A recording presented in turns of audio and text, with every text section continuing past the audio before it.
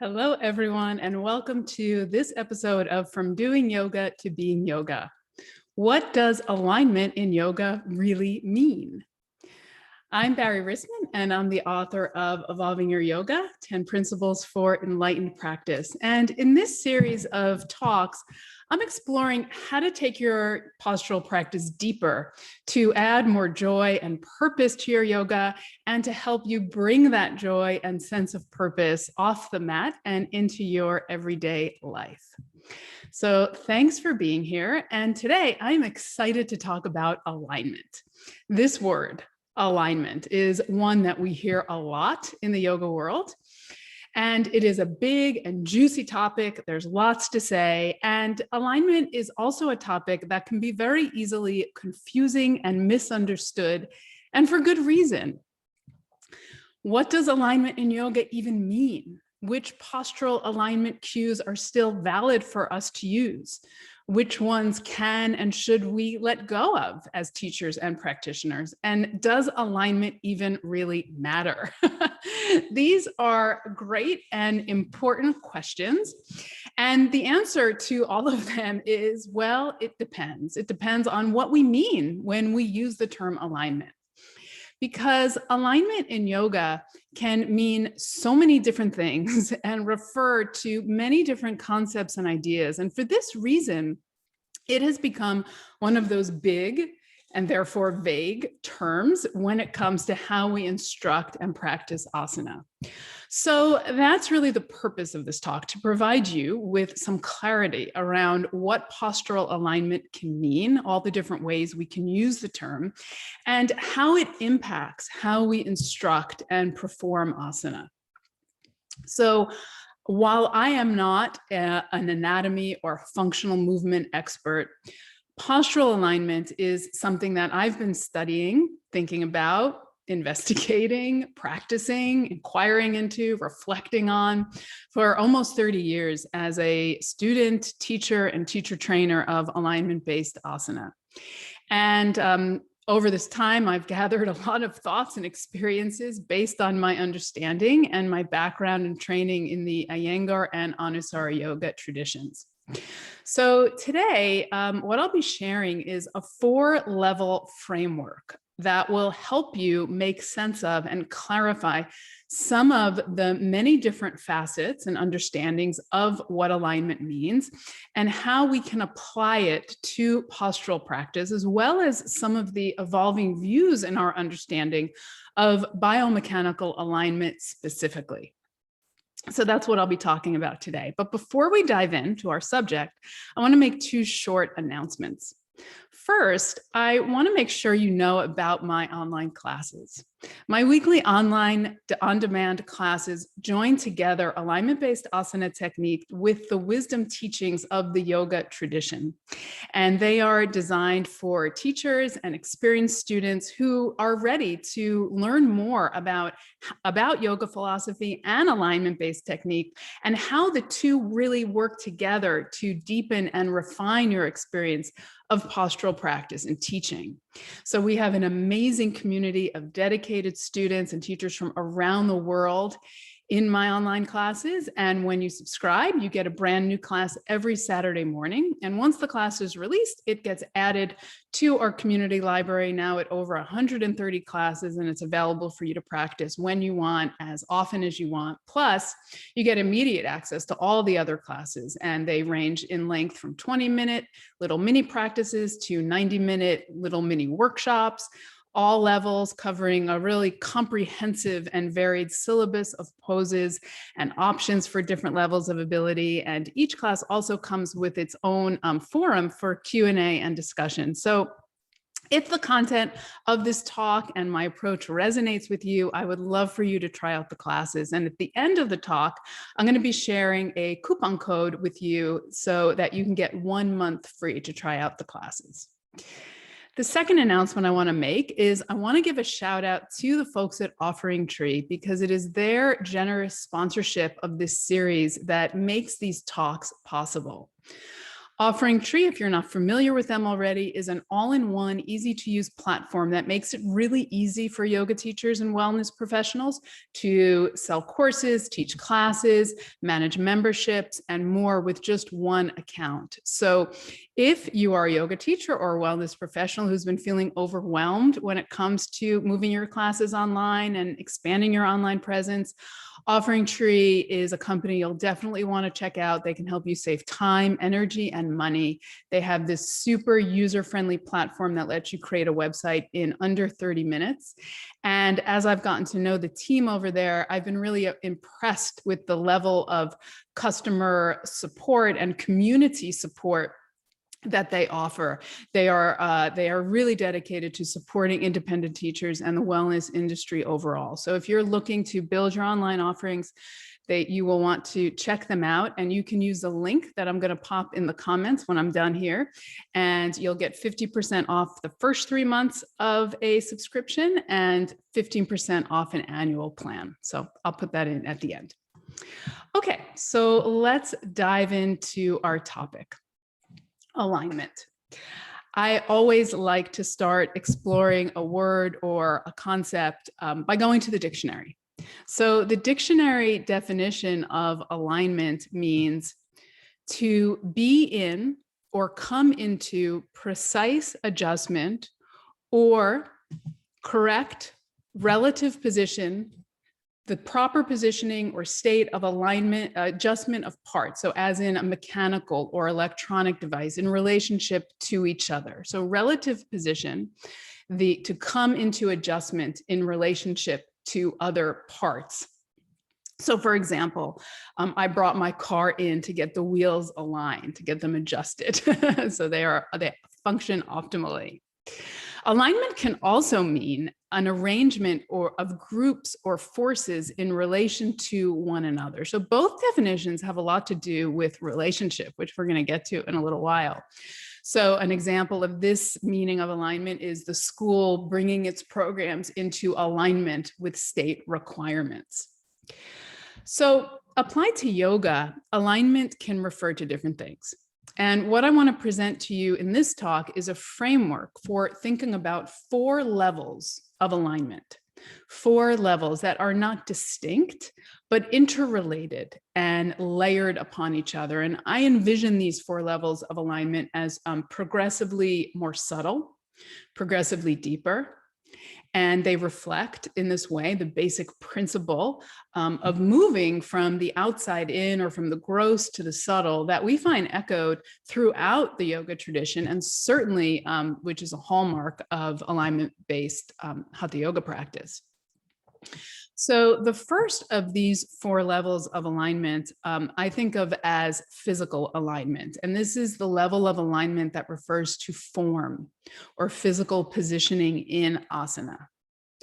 So on the most basic level, alignment in asana refers to the shape the body takes to perform a posture. It is relating to that first definition of alignment. I mentioned the proper positioning of the body in space to create the form of a particular pose. So we can talk on this first level, we can talk about the alignment of downward facing dog, the alignment of triangle pose, the alignment of warrior 2, the alignment of hero's pose, virasana, right? All these different positions and forms the body takes means that we have to align the bones and the muscles in a certain relationship to each other. And so this level of alignment addresses where the different parts of your body go in order to make the shape of the pose. Now, on this level, when we look at it just on this first level, every yoga teacher teaches some form of alignment, because whenever we're moving a student into the shape of a pose, whenever we're giving instruction to lead a student in and out of pose, we are teaching physical positioning. We are teaching this level of alignment.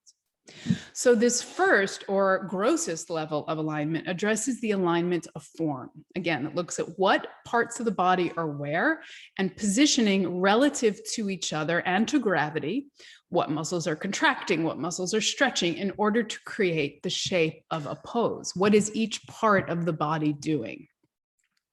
And really, there's a lot we can get just out of this one level of alignment, because performing different asanas means that we're moving the body through a full range of motion of all the joints, a lot of different positions of the skeletal structure in relationship to gravity. We are mobilizing, stretching, and strengthening many different muscles. So there's a lot of benefit just in moving the body into a lot of different positions that create different demands on different parts of the body and different muscle groups. So the other interesting thing about this first level of alignment is that we find that forms repeat and patterns emerge. So we can think about the mountain pose spine. We can think about the bound angle leg. We see that in many different positions. We can think about the downward dog arms, right? The arms overhead positions that we see repeated in different poses. And we can use those commonalities between forms to deepen our experience of poses. So this physical positioning, this level of form, is the first level of alignment. The second level of alignment is biomechanical alignment. And this is where we talk about physical and muscular action.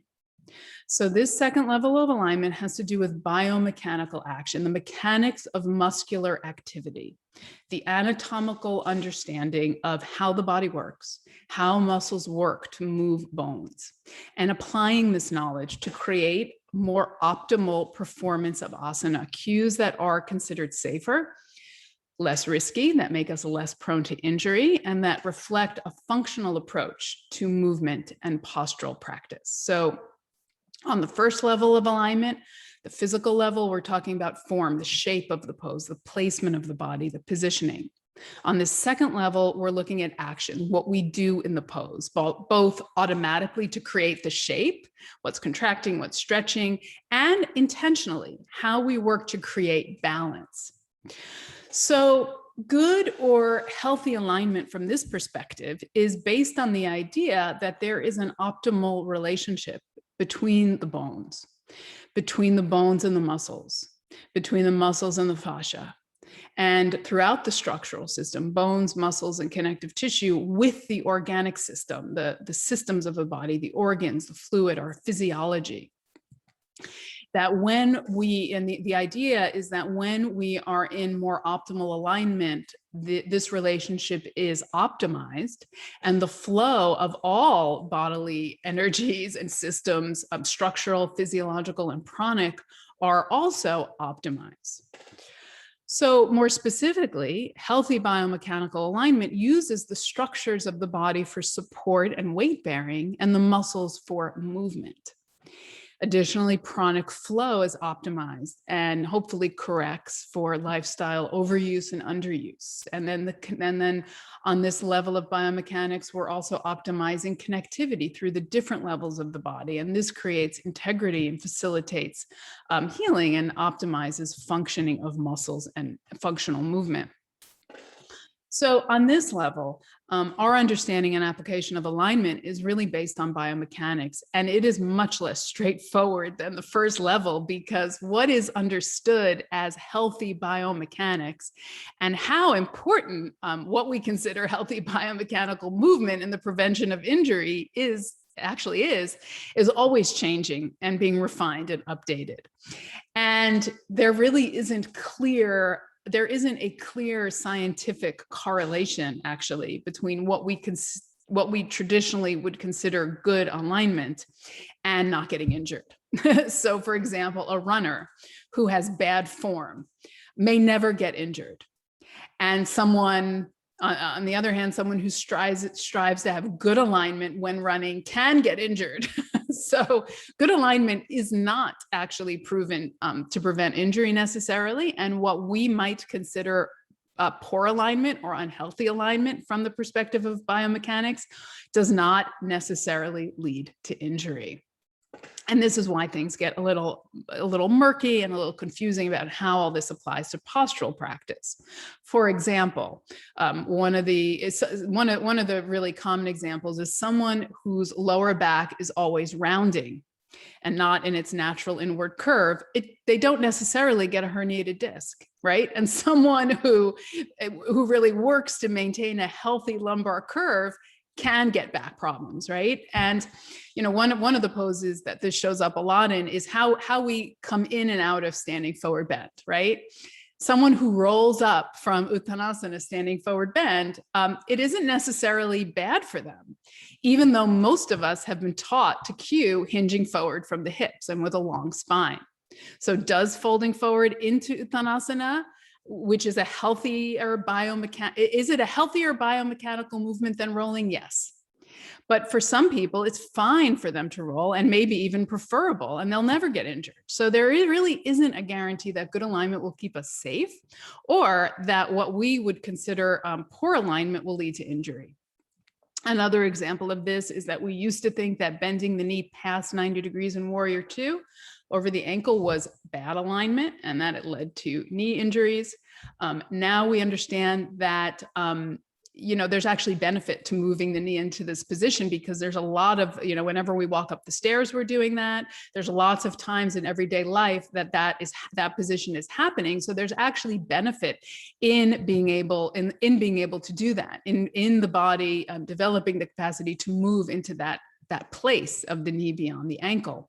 And there's many more examples we can think of. It is really not as black and white as we might have learned as students or been trained as teachers. So while it is true that there are some biomechanical positions that are more biomechanically efficient and that are likely to create less wear and tear on the tendons and stress on the joints, these are not necessarily a guarantee against injury. And just because you do them doesn't mean you won't get injured. There can even be some benefit to stressing the body in some ways we don't traditionally think of as good alignment. Now, when there is a musculoskeletal injury, however, it is a different story, because in that case, we know that there is benefit to moving in a way that we know is biomechanically healthy. So coming back to our standing forward bend example, when someone has a herniated disc, moving in and out of a standing forward bend, hinging from the hips, is important, not to make things worse and to help support healing, to maintain that natural inward curve of the lower back when coming in and out of the forward bend becomes important when there's injury. So additionally, to add to the murkiness and the vagueness of this idea of biomechanical alignment, there is tremendous human variation, right, in the shape of bones, joints. And that really makes alignment much more individual than universal. So for example, depending on the shape of the leg bones, the knee falling in toward the inner ankle, what we might consider traditionally not good alignment, it may not only be natural, but it may be painful or injurious for that person to take their knee out over toward the center of the ankle. Therefore, what is healthy alignment for one person may not be healthy alignment for another person. Another example is parallel feet in Tadasana. That may be very uncomfortable for some people, depending on the way their hip joint is designed, and so on and so forth. So all this to say is, what is good biomechanical alignment for one person may not be good for another. So it's much more individual than we might have been taught. And the problem with this is really with group classes, right? Or the limitation, I should say, is that really one set of cues can't work for everyone. And yet, due to the limitations of the group class, this is all we have, right? We have to give some general alignment instructions as a starting point. And so that's what I'm going to come back to, because that's really how I see alignment-based instruction, is that it's an entry point for each of us and for our students eventually, hopefully, to discover really what works for them. And this is particularly true in flow-based classes, I think, where there's generally less focus on explanation and demonstration. We used to think that the optimal blueprint for aligning the skeletal system was like a radio receiver, that right, one position or alignment of the system, of the musculoskeletal system, creates static, while another creates clear reception, right? So it's just a matter of lining ourselves up. And there is some truth to that. But we also know that alignment is not simply a matter of positioning the skeleton or the relationship between bones and muscles. It's not only about this, because there is also the fascial system, right? And the concept of biotensegrity. And tensegrity is an interesting word. It's a compound of tension and integrity. And it is this idea that, this notion that fascia is a continuous network throughout the body. And the skeletal structure exists really within a web of tension and compression. And these two forces work together to bring our structure into balance all the time. And this idea also has a lot of implications for the way we think about postural alignment, in the sense that weakness or imbalance in one part of the body affects the integrity of the whole. Injury in one area of the body may have its source somewhere else completely. And conversely, opening and freedom and creating balance in one part of the body will also affect the whole positively, right? Through fascial continuity, we understand that when we address alignment of one or two bones, the whole body can respond, right? When we work the back of our heel, for example, we are affecting the skull and even the forehead. So what do we do with all this? The question remains, right? What does it mean to learn and practice and teach alignment from this perspective? So a few ideas for us to consider. One is we have anatomical knowledge and we have biomechanical knowledge, and we know how muscles move bones. So if we understand in our own bodies and can educate our students to understand what muscles do what actions, what's happening when we fire or stretch or release certain muscles vis-a-vis the skeleton, well, that empowers us and them to decide how much of a particular mechanical action is healthy for them, right? So for example, when in downward facing dog, when you bend your knees and lift your sitting bones, you are creating more curve in the lumbar spine and more anterior tilt to the pelvis. When you straighten your legs in downward facing dog and bring your heels to the floor, you get more length in your lumbar. And that is a helpful thing to understand about getting more balance in the pelvis and getting more extension and freedom in the spine in downward facing dog. Now, how much of either of those does your dog pose need for optimal balance and healthy alignment? Well, I don't know, right? But educating students in the biomechanical effects of different cues and actions we might instruct is certainly empowering and helpful, because that, coupled with knowing our own tendencies and limitations, right? How tight are we in the hamstrings? How tight are we in the hips? How flexible are we in the midsection and the shoulders, right? All that gives us a way to, it combines with our knowledge to give us a way to create more balance for ourselves in asana practice. So we can start to think of postural alignment and biomechanical alignment cues, I think, not as an externally imposed ideal or command, but as a jumping off point to explore. And I think they give us a framework within which we can see what works for us, how and why. It gives us a structure to become more sensitive to our bodies and to our own experience of the pose. So in this way, it creates like a menu of possibility for working within poses to create more balance, stability, and freedom. And I think in this way, biomechanical alignment really brings a depth and dimension to our experience of asana, right? We're not just being asked to take a position and feel and breathe, right? We're giving a way for ourselves and our students to kind of penetrate the depth of the pose. So I like to think of alignment cues not as commands meant to superimpose themselves onto your experience, but as gateways into greater sensitivity, into inquiry, into awareness, a means of bringing the mind into the body and awakening a deeper perception. So I think of these alignment cues as an entry point, right, into inquiry, a doorway, if you will, into the interior dimension of asana practice. So again, we're going from gross to subtle. So this is a more subtle, multidimensional framework for alignment. So that's the second level of alignment, biomechanical alignment. The third level of alignment I want to talk about is energetic alignment, pranic alignment, more subtle. And, a lot of the conversation around alignment in yoga really revolves around the first two levels that I talked about, the alignment of bones and muscles, the fascial network, et cetera. But I think what's missing from a lot of these conversations is the understanding that yoga is not only about physical movement. that what we're doing in asana is not only physical. And this is a fundamental understanding of yoga, right? That we are not just this physical body. So another level of alignment in yoga is energetic alignment, aligning the physical body in such a way that prana, the vital force, can flow more fully and freely. So when you play with alignment instructions in your classes or in your own practice, notice this level, notice the effect that the alignment instruction has on your breathing. Notice the effect on your general level of vitality, on your mind.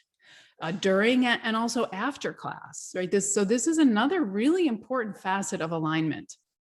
And when we're considering pranic alignment, there's also the aspect of elemental alignment to consider, the elemental energies that move in the body, that form the body. So the yogic teaching is that we are composed of the same energies, energy as nature. Right? In the yoga tradition, these are earth, water, fire, air, and space. And the understanding is that these energies that move in nature, these elemental energies, they also exist within us. So that when we explore various alignment instructions, see how that might resonate in your body. Where do you feel the grounding quality of the earth? Where and how do you experience the fluidity and connectivity and adaptability of water? Where do you experience the lightness of air, the intensity of fire, right? The freedom of space. This is all another level of alignment. And remember too, that in the yoga tradition, the human being is always seen as a multi-layered entity with physical, but also more subtle layers. So there are many different models of the human being in the yoga tradition, but what they all have in common is that they all talk about and describe us as being composed as different layers, again, from gross to subtle. So body, breath, mind, intellect, self. Right, the koshas. In another model, the physical body, the subtle body, emotional body, mental body, all these different layers and interpenetrating parts of who we are. So another way of thinking about alignment in yoga is how are we addressing and integrating all those layers, right? How do we move those different levels of our being into greater harmony with each other and into a more harmonious alignment with our soul, with our deepest essence, with our self, with the self, capital S, the Atma. So from gross to subtle. So I think a great question when we're thinking about alignment is what are we actually moving in alignment with, right? So as you go about exploring alignment instructions and how they make sense for you and how they translate into the physical body, don't forget that alignment in yoga is not just a question of muscles, bones, fascia. It is also one of consciousness, energy, and awareness. So that's the third level of alignment. The final and fourth level of alignment I want to talk about is attitudinal alignment. And this is the alignment with the mind, with our intention, with our heart. Right? How is your mind aligned with the rest of your being in practice and in life? How can we use asana to cultivate even a desired state of being, an attitudinal, mental, emotional, or spiritual intention? So again, this is a progressively more subtle endeavor, right? From outside to in. And here on this level of alignment, it's really about how we integrate our mind, our heart, and our intentions into the practice. And this is really where the philosophy comes in, where yogic principles come in, yogic virtues and understanding, and that philosophical context. How do you use the physical practice to become more of who you want to be in the world and how you want to be in the world? How does it affect the level of your character, the way you show up in life? And this really means applying the philosophical context, and it means applying the principles of yoga to the physical practice. And I think this ultimately is how asana becomes a really integrated practice. And what I write about in my book are approaches to this, right? and why my weekly classes, each one begins with a short talk to context the physical practice and ground it in the vision of yoga so that we're able to take the understanding that the yoga tradition gives us, the rich, incredible, and very relevant, by the way, understandings, and bring them into the body, right? To align us on all these different levels. So these are briefly the 4 levels of alignment. They are the physical alignment, the level of alignment that refers to form, physical positioning of the body; biomechanical alignment, muscular and physical action, biomechanical action; energetic alignment, pranic, elemental, subtle alignment; and finally, attitudinal alignment, mind, intention, and heart. So that's a framework that I hope will help you to clarify your understanding of what we mean when we talk about alignment in yoga, and flesh it out a little bit more and help you make some informed decisions about how you practice and instruct asana. So as promised, I want to share with you the coupon code for trying out my weekly on-demand classes. It is FREE15, F-R-E-E 15, F-R-E is capital letters, FREE15. You'll get, with that coupon code, you'll get $15 off your subscription, and you just go to barrierisman.com, my website, and you can sign up, and I'd love to share them with you. So I hope this framework of 4 levels of alignment was helpful for you. You can leave me a comment. I'd love to know how it resonates and any questions you might have. Thanks so much for joining me, and I'll see you again soon. Take care.